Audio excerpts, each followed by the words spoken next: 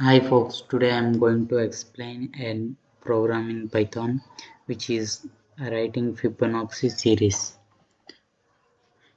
Fibonacci series is a series of numbers which number preceded by the sum of the two previous numbers.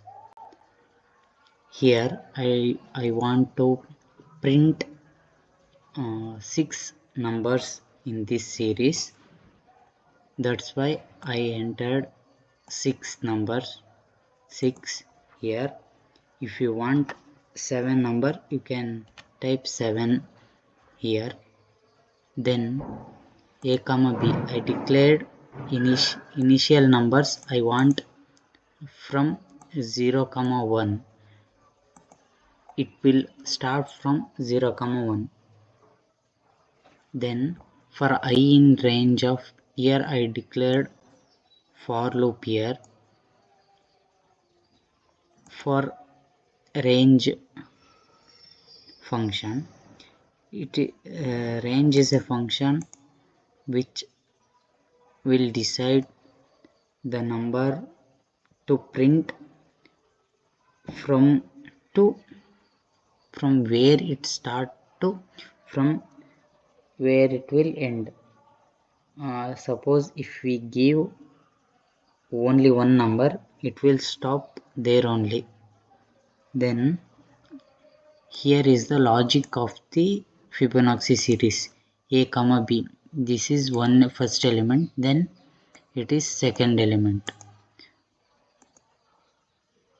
Here b second element and sum of the second and first element. This is the logic of the Fibonacci series. Then I am printing p element here. So when I print, you will get to know what is Fibonacci series. Here we have Fibonacci series starting from 1 to 21. Here we have 7 numbers. First I declared 0 comma 1. So 0 plus 1 is 1.